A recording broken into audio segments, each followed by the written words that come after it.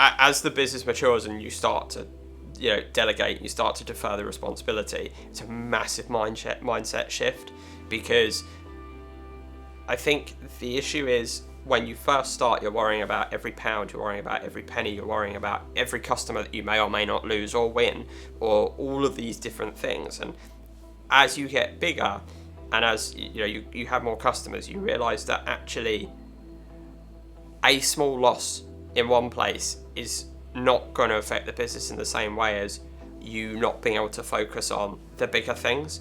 And so you're almost forced to be able to delegate, but there are times when you almost can't help yourself from meddling and getting involved. And actually then you've got to be aware of what that looks like for the people that you're suddenly not suddenly delegating to, but you're delegating to.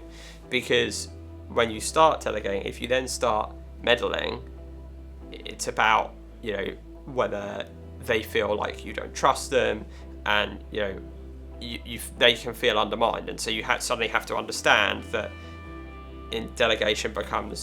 with delegation comes almost greater responsibility, because you don't want to suddenly put them in a situation where they feel undermined.